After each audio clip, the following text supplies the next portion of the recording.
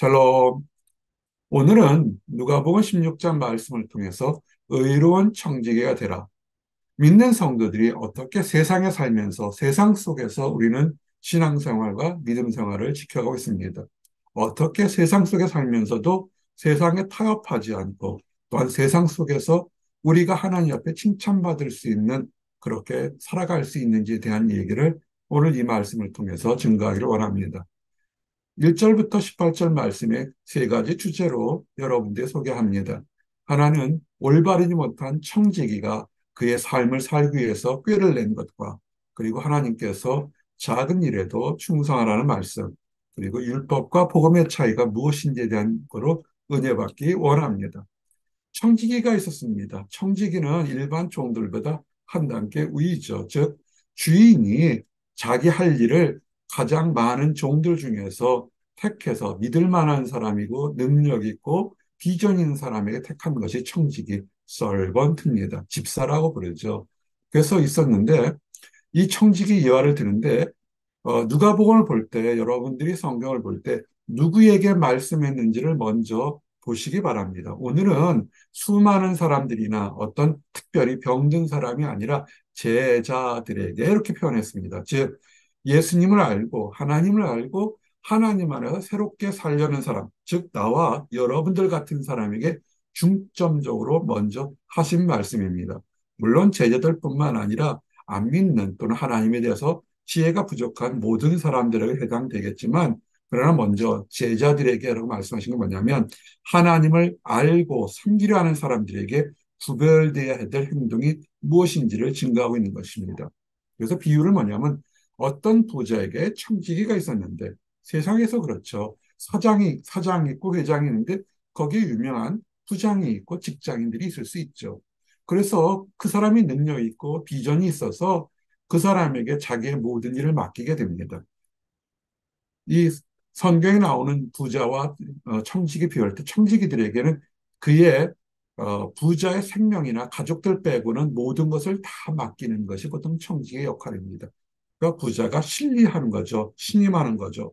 그런데 들리는 소문을 보니까 청지기가 마치 부자의 재산을 자기 것처럼 다 허랑방탕하게 쓴다는 좋지 않은 소문이 주인에게 들리는 것입니다. 그러면 좋은 건 아니죠. 그렇죠? 남의 것을 청지기는 관리자인데 마치 주인의 것을 내 것처럼 쓰면 어떻게 하겠습니까? 근데 아마 그게 좀 심각했나 보죠. 주인이 불러서 내가 너를 믿고 내 모든 재산을 맡겼는데 어떻게 이렇게 허랑방탕하게 네 멋대로 네 것처럼 쓰임이 어찌 되느냐. 그런데 너와 함께 일한 것이 있으니까 이제 너에게 죄를 보기보다는 이 청지기의 직분을 그만두게 하겠다. 그러니 여태까지 한 것을 셈을 봐라. 정리를 하라는 것입니다. 즉 말하는 뭡니까? 레이오프죠. 좀 더 현실적인 말을 이제 잘린 겁니다. 청지기 직분에서 잘린 겁니다. 그래 청지기가 당황했어요. 자기가 잘못은 했죠. 주인의 재물을 자기 멋대로 썼으니까요. 주인이 내 직분을 빼앗으니. 그렇죠. 주인은 직분을 빼앗을 수 있는 권리와 특권이 있죠. 내가 무엇을 알고 집사로 살고 청지기로 살았다 보니까 육체 노동을 하자니 힘이 없고 빌어먹자니 창피하고 그동안에 사회적인 위치가 있는데 어찌할꼬 내가 어떻게 하면 먹고 살까 하고 고민하는 것입니다. 이게 우리 성도들에게도 똑같아요. 하나님께서 우리에게 청지기의 직분을 줬습니다. 어떤 직분을 줬을까요? 하나님의 일에 영광을 돌리도록 생명도 주셨고 건강도 주셨고 물질도 주셨고 시간도 주셨어요. 그런데 우리가 그 모든 것을 내 것처럼 써요. 물질을 쓰고도 내 것처럼 쓰고 시간도 내 것처럼 다 한계가 있어요. 이건 내 것이 아닙니다. 우리가 지금 예배드리는 이 모든 시간도 내 것이 아니죠. 하나님께 빌려 쓴 시간일 것입니다. 그런데 이제 주인이 청지기의 역할을 계약을 그만둔다 그러면 어떻게 됩니까? 끝난 거죠. 먹고 살 수가 없고 청지기에서 종이나 더 심각한 범죄자의 역할로 떨어질 수밖에 없는데 어떻게 하면 먹고 살까 생각했는데 갑자기 꾀가 떠올랐습니다. 아, 이렇게 하면 내가 이 청지기의 직분을 쫓겨나더라도 사람들이 나를 대접해서 먹고 살겠구나 하고 아주 올바르지 않은 불의한 꾀를 냈습니다. 그래서 어떻게 하냐면 주인에게 이 주인이 부자였으니까 부자에게 빚을 진 사람들을 다 불러 모읍니다. 일일이 부어 모아서 묻습니다. 너는 우리 주인에게 얼마를 빌렸냐 했더니 기름 100마리입니다. 꽤 많은 돈이죠. 기름 100마리 했더니 그 치부책을 들고 와서 뭐라고 쓰라냐면 이 청지기는 집사였으니까 그를 돈을 빌려주고 갚은 것을 기록할 수 있는 그런 능력, 재정 집사를 했었으니까 뭐라 하냐면 50으로 절반을 딱 깎아주는 겁니다. 얼마나 좋겠어요? 갑자기 이 청지기가 빚진 사람들의 빚을 딱 탕감시켜 줍니다. 어떤 사람은 밀을 얼마 갔냐는데 100석을 빌려갔는데 80이라 깎아주는 겁니다. 빚진 사람들이 갑자기 빚이 어떻게 탕감이 됐어요. 그러니 어떻게 생각합니까? 주인한테는 감사하지 않아도 이 청지기한테는 자기 빚을 갚아줬는데요.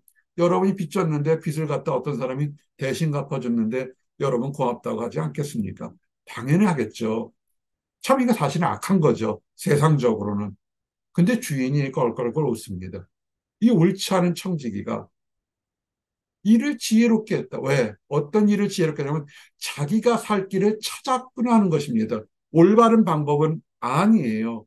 그러면서 이게 크리스찬들에게도 세상의 사람들이 정말 자기 살아남으려고 열심히 노력하는데 아무 생각 없이 멍청하게 있어서 축복이 떨어지라고 입만 열고 있는 그런 멍청한 것보다는 지혜롭다고 제게 얘기하는 것입니다. 여러분 직장의 생활을 어떻게 합니까? 하나님이 지혜 주실 거야. 하나님이 떼주면 뭐 사람 보내줄 거야. 하나님이 떼주면 물질 줄 거라고 가만히 있습니까? 아니죠. 그렇게 하면 안 되죠. 세상 사람들은 새벽부터 밤늦게까지 열심히 일하고 악한 꾀를 내잖아요. 그럼 우리도 아침부터 저녁까지 최선을 다하면서 그 트는 시간에 우리의 능력이 넘는 시간에 어떻게 해야 됩니까? 주여 나는 부족하오니 주께서 지혜를 달라고 열심히 해야 되죠. 세상 사람들보다 더 열심히 살아가고 최선을 다하고 거룩한 모습을 해야 되는 것이 우리한 것입니다. 그러면서 얘기하죠. 불의한 재물로 친구를 사귀라. 여러분 헌금하십니까? 헌금하십시오. 선교사에게 보내십시오. 커피 한 잔 먹을 돈이 있는데 바들바들 떠는 사람이 있어요. 제가 온라인 예배로 드리면서 제가 그 후원자를 모집합니다라고 얘기했어요. 그러면서 했어요. 한국에 스타벅스 커피 한 잔 값만 한 달에 보내주십시오. 근데 그거를 못하는 분도 있고 보내주시는 분도 있어요. 한 3명 정도 보내주세요. 스타벅스 한 잔 값 정도. 여러분이 있을 때 사람 만날 때 커피 한 잔 사주면서 얘기하면 어떻습니까? 그 친구가 고마워할 거 아니겠습니까? 식사 사주면 미국에서는 밥 대접 받는 거 드물죠. 근데 한국은 그래도 밥 대접이나 커피 인심은 후한 편이잖아요. 그래서 친구도 사귀고 친구가 깊어지지 않아도 이야기라도 한다고요. 세상 사람들은 내 얘기를 들어주기 위해서라도 때론 커피를 사준다고요. 여러분 상담하시는 목사님이나 집사님이나 선교사님이나 전도사님에게 커피 한 번 사드렸습니까? 여러분의 상담을 듣기 위해서 그들은 감정 노동을 하는 거라고요. 들어줘야 돼요. 시간을 할애한다고요. 사람들은 어디 상담소에 가서 돈을 엄청 내고 할 때는 뿌듯하게 그래, 내가 잘했어 그러는데 그거보다 더 귀한 것을 들어줄 때는 굉장히 값없이 생각해요. 지금 이 말에 보면 불의의 제물로 친구를 사귀라 그런다고요. 세상 사람들이 어떻습니까? 왜 술 사주고 밥 사주고 커피 사주고 이야기 들어줍니까? 친구가 되려고 그러는 겁니다. 그들의 것, 처음 말씀드린 것처럼 재물이나 시간이나 생명은 우리 것이 아닌데도 마치 자기 것처럼 베풀면서 친구를 사귀어요. 그래서 어떻습니까? 힘들고 어려울 때 도와주죠. 한국 사람들이 잘하는 거 있지 않습니까? 어떤 사람이 좋은 일이 있거나 결혼식 했거나 어떤 일에 상을 당했다고 그러면 찾아와줘요. 정말 원근각지에 찾아와서 힘들고 어려울 때, 기쁠 때 함께 나눕니다. 참 좋은 전통입니다. 그럼 우리 그렇게 하면 어떡합니까? 우리도 받으면 그만큼 또 갚죠. 자, 이런 원리인 것입니다. 하나님 간에서 이용하게 되면 우리도 갚아야 되는데 세상 사람들은 지극히 작은 것에 충성했어요. 내가 살아남으려고 내 것이 아닌 것 가지고도 최선을 다해서 거기에 전념을 하고 있다고요. 안 믿는다고 복 못 받습니까? 아니요, 복 더 받아요. 왜? 열심히 일합니다. 밤을 새워서 아침 새벽부터 정말 열심히 일합니다. 자기 일에 충성돼요. 그것이 끝이 결과가 어떻게 나올지 모른다는 그걸 알지 못하고 충성하는 것 때문에 안타까운 거지 충성한다고요. 오늘 말씀은 누구한테 했다고요? 제자들, 나와 여러분들에게 한 겁니다. 믿는 우리는 어떻게 해야 될까요? 최선을 다하셔야 됩니다. 학생이십니까? 최선을 다하십시오. 공부에 최선을 다하십시오. 팡팡 놀고 주께서 축복 주실 거다. 그런 거짓말이 어디 있어요? 그건 천재도 그렇게 못해요. 보스턴에서 천재들 많이 봤는데도 천재들도 밤을 새워서 일을 해요. 그런 일은 없습니다. 장사하는 사람 잘 되는 집 어떻습니까? 스프 하나를 만들어도 면 하나를 삶아도 여러 번 생각하면서 노력을 하더라고요. 유튜브 보십시오. 잘 되는 집에 음식점은 정말 노력한다고요. 근데 우리 크리스찬들이 어떻게 할까요? 열심히 해야죠. 안 되는 거 어떻게 합니까? 기도해야죠. 간구해야죠. 하나님의 사람들에게 교회의 목회자의 동역자에게 중보기도 부탁을 해야 되죠. 안 하잖아요. 그래서 어떻게 이기겠습니까? 그래서 예수님이 얘기하는 거예요. 지극히 작은 것에 충성된 자가 큰 것에 충성된다. 하나님을 안 믿는 사람도 큰 것을 이루기 위해 작은 것에 최선을 다하는데 믿는다고 하는 우리가 하나님을 섬기면서 아무것도 베풀지도 않고 주여 주여 다고다고 거머리처럼 그러면 주시겠습니까? 안 주죠. 투자한 것이 있어야 하나님이 때를 맞춰서 축복을 주시는 거예요. 기도를 하시든지 물질을 베풀든지 사랑을 베푸시든지 시간을 베푸시든지 봉사를 하든지 뭔가 드린 게 있어야 되잖아요. 다른 사람들처럼 충성하셔야 됩니다. 그럴 때 하나님께 영광 돌리는 겁니다. 직장에서 열심히 하십시오. 놀지 마십시오. 학생의 공부가 예배라고 청년사역 때 참 얘기했어요. 많은 청년들이 공부하기 싫으니까 주께서 알아서 내 인생 인도하실 거라 그런 거짓말이 어디 있어요. 최선을 다하고 난 다음에 내가 최선을 다했지만 그렇지만 하나님께서 그 다음에 인도하신다는 겸손한 모습을 보이셔야죠. 그리고 재물에도 충성하지 않으면 재물요, 어린아이들도 귀한 거 알아요. 그 귀한 재물을 어떻게 쓰느냐에 따라서 하나님의 축복이 있는 겁니다. 투자하지 않고 얻으려고 그러면 우린 도둑이라고 그러잖아요. 하나님께 투자하지 않고 하나님 사에게 투자하지 않았는데 어떻게 얻겠습니까? 여러분이 다른 사람들에게 처음에 있다가 커피를 한 100여 명에 얻어먹었다고 생각하십시오. 다른 사람이 또 그렇게 사줄까요? 아니죠. 우리가 상식적으로 알잖아요. 받아 먹었으면 얼마만큼 돌려줘야 이게 돌아간다고요. 세상 이치도 그런데 그래서 불의한 재물에도 충성하지 않으면 하나님이 우리에게 물질을 줬어요. 많이 주고 적게 준 건 그거는 하나님을 탓하지 않습니다. 적게 주더라도 그거를 효율적으로 어떻게 베푸느냐에 따라서 그 충성하는 모습이 있을 때 하나님께서 더 큰 걸 주시는 겁니다. 그래서 작은 목자가 감사하는 모습, 감사하는 예물 다 귀한 줄 알아요. 그런데 그렇게 작은 것에 충성할 때 축복을 주신 겁니다. 너희가 만일 남의 것에 충성하지 아니하면 그렇죠. 다른 사람 거 일을 갖다가 대충대충 하는데 하나님께서 어떻게 큰 거를 주시겠습니까? 누가 너희 것을 너희에게 주랴? 우리는 최선을 다해서 크리스찬들이 직장에서 더 열심히 사셔야 돼요. 더 열심히 일해야 되고, 더 열심히 공부해야 되고, 더 열심히 거룩해진 모습으로 살아야 됩니다.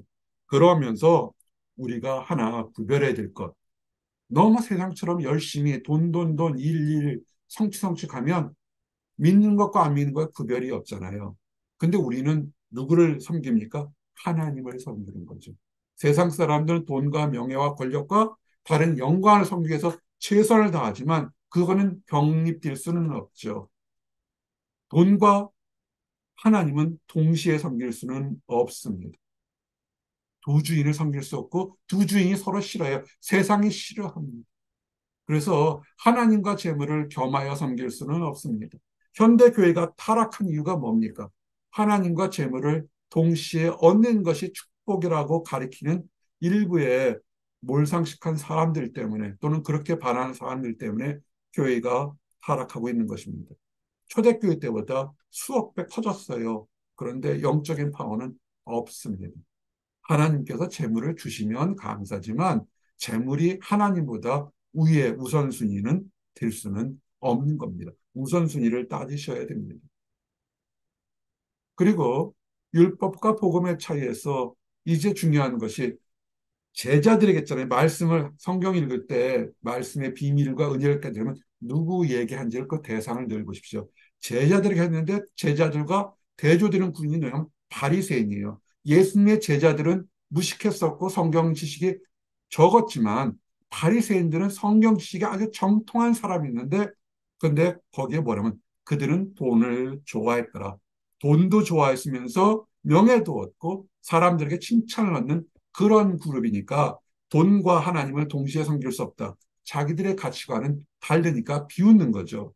제가 만약에 돈과 하나님을 동시에 못 섬깁니다. 라고 얘기하게 되면 뭐라고 비웃겠습니까? 가난한 교회 목사니까 그렇게 얘기한다 그러겠죠. 비웃었습니다. 그런데 예수님이 뭐라냐면 너희들이 사람 앞에서 스스로 옳다고 그러는데 너희 마음이 너무 교만해서 하나님 앞에서 그런 모습이 미움을 받는 것이다. 주의하셔야 돼요. 그러면서 아주 놀라운 얘기를 하십니다. 율법과 선지자는 요한의 때까지요. 바리새인들이 뭐에 정통합니까? 율법이죠. 근데 선지자 요한, 세례 요한, 침례 요한 때까지가 오는데 침례 요한님께서 세례 요한이 뭐랬습니까? 예수님을 보고 세상 죄를 지고 가는 하나님의 어린 양이라고 나는 우리 예수님의 발도 만질 수 없을 정도로 그렇게 부족한 사람이 얘기했다고요. 그러면서 율법은 세례 요한 때까지만 그렇지만 지금부터는 하나님의 나라는 예수님의 말씀으로 더 크게 될 것이다. 전파될 것이다. 그래서 이 말씀을 믿고 따른 사람은 축복을 받을 거라는 것입니다. 그리고 그런데 율법의 한 익은 떨어진 거다. 현대교회에서 십계명 안 가르치고 십계명 있는지 없는지도 잘 모르는 것 같은데 십계명은 지켜야 됩니다. 그 예수님은 사랑이 아니십니까? 사랑이면 다 끝나는 거 아닙니까? 아니에요. 예수님은 율법을 지키러 오셨던 분이에요. 율법의 완성체가 우리 주님이 예수님인 것입니다. 즉 율법의 완성 플러스 사랑이 더 크게 나가야 되는 거죠. 근데 율법을 다 어겼죠. 근데 그 당시에 누가 율법을 어겼냐면 바리새인들이 어겼어요. 뭐라고 그랬냐면 바리새인들은 돈을 좋아했거든요. 쾌락을 좋아했으니까 습니까 아내를 버렸어요. 아내 버리기가 쉬웠어요. 나는 너와 이혼하겠다 그러면 멀쩡한 아내가 버려지고 이혼당합니다. 그러고서는 새로운 아내를 얻을 수 있는 특권이 율법 아래 있었어요. 하나님 율법은 아니죠. 근데 예수님께서 뭐라 하냐면 율법의 완성을 하지 못하고 율법을 변형시키는 외식하는 사람들은 아내를 버리는 사람도 가늠한 범죄자고 버림받은 사람들에게 좋다고 또 하는 것도 가늠한 것이다. 현대의 성문화 생활을 다시 한번 돌아보셔야 됩니다. 이제는 너무나 성이 자유화돼서 그래도 되는 줄 아는데 아닙니다. 깨어서 다시 한번 생각해 보셔야 됩니다. 제 말씀을 정리합니다. 불의한 청지기가 살아남기 위해서 꾀를 내면서 선을 베푼다고요. 선을 베푼 거 가지고 사람들의 인기를 얻습니다. 우리 크리스천들은 어떻게 할까요? 우리는 하나님 안에서 선을 베풀어야 됩니다. 그리고 사람한테 받으려고 그러지 마세요. 사람한테 베풀어서 사람한테 들어오는 것은 그거는 악한 청지기 하는 것이고 우리는 하나님한테 은혜를 받아서 하나님의 사람들에게 무조건적으로 베풀어 주십시오. 누가 갚습니까? 하나님이 갚습니다. 이걸 아셔야 돼요. 불의하게 베푼 것으로 불의한 사람들에게 돌려받는 것은 한계가 있는 것이고 선을 하나님께 봐서 선하게 베풀었더니 누가 갚아줍니까? 하나님이 갚아줍니다. 그리고 이를 위해서 어떻게 하냐면 말씀을 지키셔야 됩니다. 세상이 변해서 악한 것들이 그래도 된다고 생각하는데 그렇지 않습니다. 깨어서 기도하시고 마지막 때에 다 얘기하게 됩니다. 누가 우리를 만약에 엉망을 살면 누가 할까요? 이 음부에 떨어질 바리새인들이 그때 다 마지막 때 우리는 말씀을 몰라서 지옥에 떨어지는데 하나님 말씀을 아는 저 사람들은 율법도 지키지 않는데 어떻게 하겠습니까? 정죄할 겁니다. 그리스도의 보혈로 우리가 이 정죄함을 면할 수 있겠지만 엄청 부끄러울 겁니다. 우리 현대 교회가 엄청 부끄러움을 나중에 당할 겁니다. 그러지 않기를 원합니다. 기도하시겠습니다. 하나님 감사합니다. 우리가 세상 살아갈 때 안 믿는 사람들보다 영적 우월감으로 갖고 살지 않도록 허락해 주시옵소서. 우리가 잘한 것이 아무것도 없습니다. 우리가 의롭게 된 것이 우리가 뛰어나거나 우리가 재물이 많거나 우리가 능력이 많아서가 아니라 하나님께서 우리를 사랑하셨기 때문에 우리가 의롭게 된 것입니다. 하나님을 아직 알지 못하는 사람들 중에서 더욱더 지혜롭고 의롭고 세상을 올바르게 살아가는 사람 더욱더 많습니다. 어떻게 살아야 될까요? 우리가 하나님 안에서 최선을 다해서 거룩한 모습으로 최선을 다하면서도 우리의 한계를 늘 인정하며 주의 지혜와 주의 능력을 얻도록 인도하도록 허락하여 주시옵소서. 늘 감사드립니다. 예수 그리스도 이름 받들어 기도드렸습니다. 아멘.